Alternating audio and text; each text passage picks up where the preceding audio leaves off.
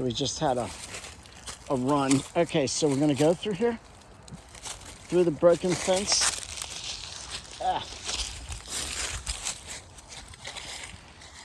I didn't see the fox, and I let him loose in the garden where he likes to walk. I like to let him walk a little bit because most of it's fenced in except this chunk, which we have to fix.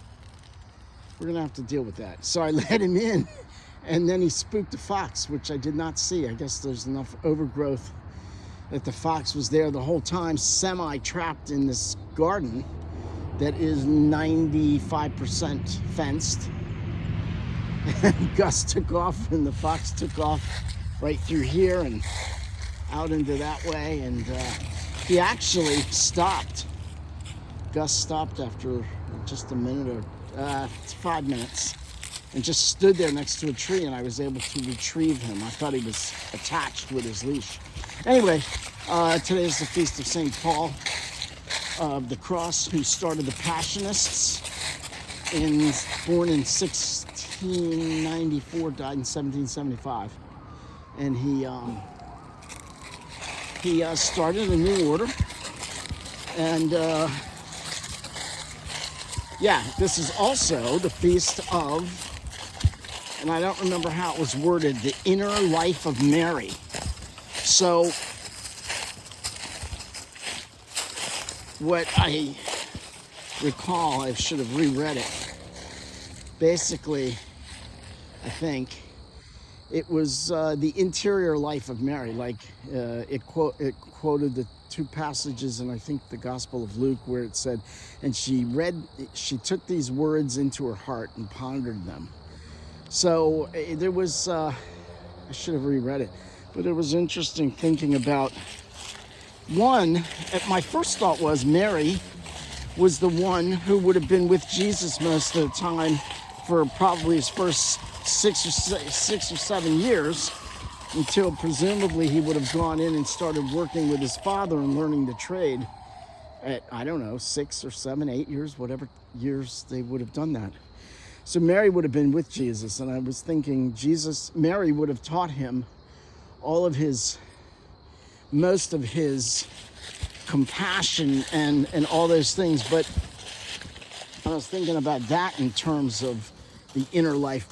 But that's what Mary would have taught Jesus. But the phrase was, Mary pondered, I believe, thought about these, pondered these things, took these things to heart as living with Jesus, the second person of the Trinity. So it's not what Mary taught Jesus, and certainly she would have taught him a lot, but it's what Jesus would have taught Mary. Imagine the Son of God, imagine the second person of the Trinity, living with that person as your son or daughter, son, as your child. Imagine that, and that's what she got to do. Imagine just thinking of, when I read that, of asking a Protestant, what would you think if you were able to live with Jesus like for 5 or 6 years, like when he was like 15? How cool would that be to live with Jesus from 15 to 18, or from say 10 to 14 or something? How would you feel? How do you think that would affect you? Do you think that would affect you a lot? Would that have been like such a tremendous blessing and grace? And then turn that over to, how do you think it would be to be the person who, what was the word? Receives, but not receives. The person who, what was the word I wanted?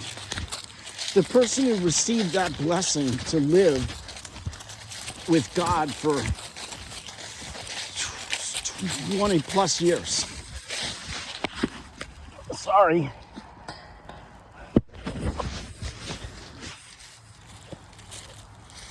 And then tell them, and so then how is it you can't give Mary the utmost respect?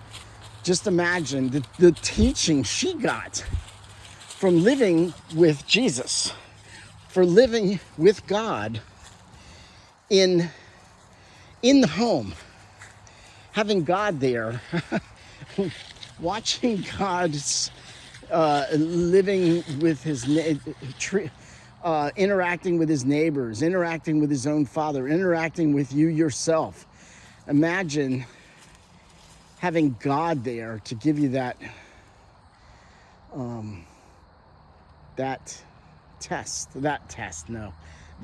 lesson. And so then turning it on to them, because I feel like the Protestants don't really give Mary the respect in general that she deserves. Not only is she the mother of God, because we all know, all Christians know, or most Christians would agree that Jesus is 100% God and 100% man. And everyone would agree that Mary gave birth to Jesus and is the mother of Jesus.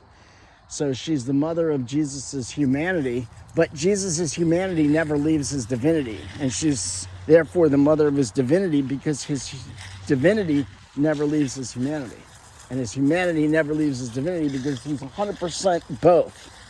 So he's 200% now. He's 100% of each.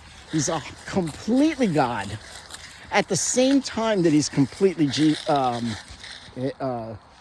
human. So, yeah, that was interesting. So today is the feast of the, this isn't the exact title, but basically the inner life of Mary, and how she pondered these words like that Simeon Syntax, I believe was his name, said when they came and took Jesus to the temple for his for the ritual, the cleansing or whatever it is. I forget how that's worded. And all these things that Mary took into her heart, all these things that she saw Jesus do from birth to all the times that she witnessed the things that we read about in the Gospels, where she was actually witness to many of those things as well. So yeah, let's ask all the saints to pray for us. Let's ask St. Paul of the Cross to pray for us. Let's ask the Virgin Mary, our mother, to pray for us, who was given that great blessing and grace to be able to witness God, Jesus, walking and living and eating at the table with her, and tucking him in and having him comfort her, I'm sure, at some given point in their lives. Let's ask all the saints to pray for us. Let's pray for the souls in purgatory.